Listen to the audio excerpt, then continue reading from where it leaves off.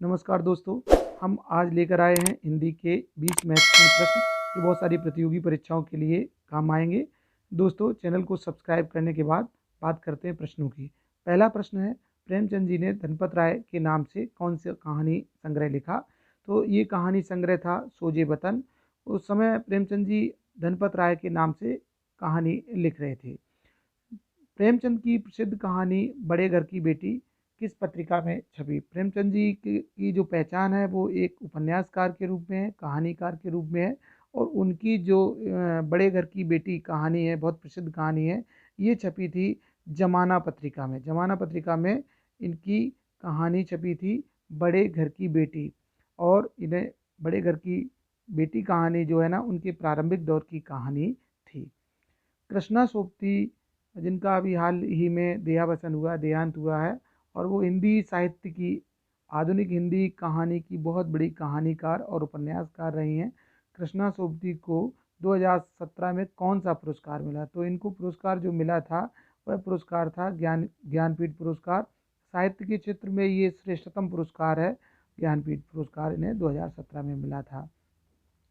फिल्मकार और साहित्यकार सत्यजीत राय के पिता किस महापुरुष के शिष्य थे? तो साथियों, मैं आपको बता दूं, जो सत्यजीत राय हैं वो बहुत बड़े फिल्म निर्माता हुए हैं, निर्देशक हुए। और इनके पिताजी गुरुदेव रविंद्रनाथ टैगोर के शिष्य थे। रविंद्रनाथ टैगोर जो बंगाली साहित्य और अंग्रेजी साहित्य के बहुत बड़े कवि हुए हैं। राष्ट्रगान के रचयिता वही थे। पंडित जवाहरलाल नेहरू जो भारत के प्रथम प्रधानमंत्री थे, उनकी इकलौती पुत्री का क्या नाम था? यद्यपि उनकी पुत्री जो है ना, इतनी लोकप्रिय रही हैं पूरे देश में, पूरे राजनीतिक क्षेत्र में उनका नाम जाना जाता है, तो पंडित जवाहरलाल नेहरू की जो इकलौती पुत्री थी उनका नाम था श्रीमती इंदिरा गांधी।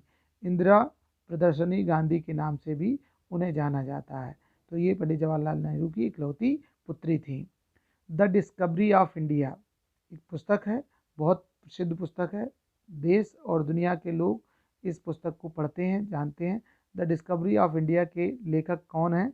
तो डिस्कवरी ऑफ इंडिया जो पुस्तक है वो भारत के प्रथम प्रधानमंत्री पंडित जवाहरलाल नेहरू की रचना है। यद्यपि पंडित जवाहरलाल नेहरू राजनीतिक क्षेत्र में जाने जाते हैं, लेकिन लेखन भी उनका बेजोड़ रहा। उनके द्वारा बहुत सारी पुस्तकें लिखी गई, जिनमें डिस्कवरी ऑफ इंडिया प्रमुख है।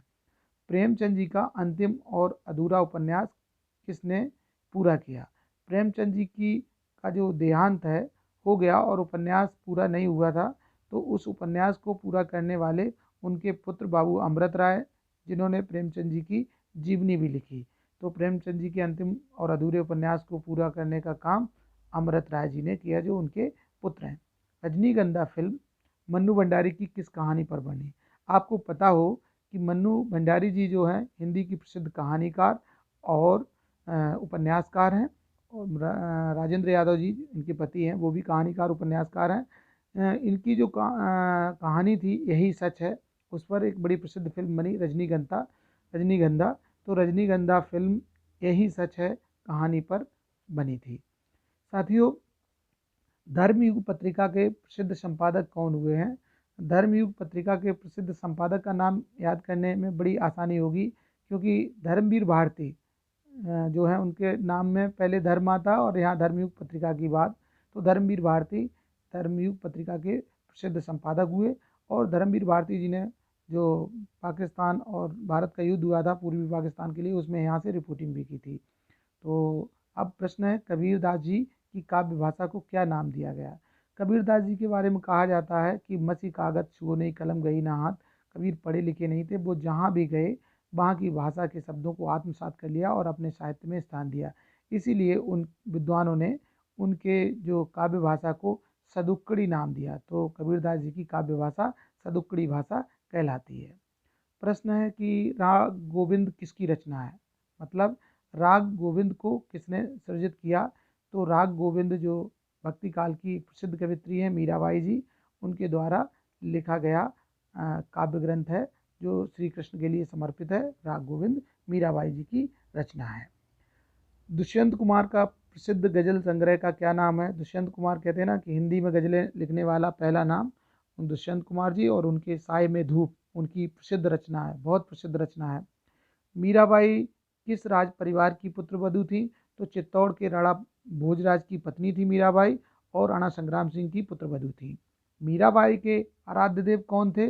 मीराबाई के आराध्य देव थे श्री कृष्ण। सभी जानते हैं श्री कृष्ण को उन्होंने पति के रूप में माना है। गीत फरोश कविता के रचयिता का क्या नाम है? गीत फरोश कविता के रचयिता का नाम भवानी प्रसाद मिश्र जी है। आधुनिक हिंदी के बहुत बड़े कवि हैं और उनकी लोकप्रियता भी बहुत अधिक है। कबीर किस शाखा के कवि थे? तो कबीरदास जी निर्गुण थे, वह ईश्वर के सगुण रूप को नहीं मानते थे और निर्गुण में भी जो ज्ञान आश्रयी शाखा है उस काव्यधारा के प्रमुख कवि थे, बल्कि प्रतिनिधि कवि थे।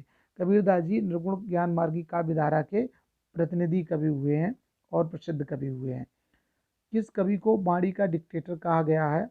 किस कवि को बाणी का डिक्टेटर कहा गया? तो इसका उत्तर देख लें, कबीरदास जी को बाणी का डिक्टेटर कहा गया है।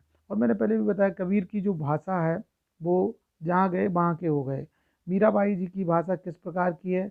मीराबाई जी बोलते हैं चित्तौड़ घराने से थी, चित्तौड़ राज परिवार से, तो राजस्थानी भाषा, और चूंकि कृष्ण का साहित्य लिखा इसलिए ब्रजभाषा और राजस्थानी दोनों का मिश्रित स्वरूप उनकी काव्य भाषा बन गया। मीराबाई के अंतिम दिन कहाँ व्यतीत हुए? मीराबाई चित्तौड़ से और मेवाड़ से वृंदावन गई और वृंदावन से फिर वो अंतिम समय में द्वारिका चली गई और वहाँ ही श्री कृष्ण के श्री चरणों में उन्होंने अपने अंतिम दिन व्यतीत किए और कृष्ण की आराधिका थी। कृष्ण की नगरी में उन्होंने अपने जीवन का विराम पाया। किस कवि को गांधी कहा जाता है? कविता का गांधी कहा जाता है? तो पंडित भवानी प्रसाद मिश्र जी को कविता का गांधी कहा जाता है। दोस्तों, ये थे 20 प्रश्न जो हिंदी साहित्य के बहुत महत्वपूर्ण प्रश्न हैं, प्रतियोगी परीक्षाओं में पूछे जाते हैं। तो वीडियो देखने के लिए धन्यवाद। आप ये जानकारी शेयर करें, कमेंट्स करें, सब्सक्राइब करें। आपने वीडियो देखा, आपका बहुत बहुत धन्यवाद। दोस्तों, आपसे पुनः एक निवेदन है कि चैनल पर आप नए हैं और चैनल को सब्सक्राइब नहीं किया तो चैनल को सब्सक्राइब ज़रूर कर लें। पुनः आपका एक बार फिर से वीडियो देखने के लिए धन्यवाद।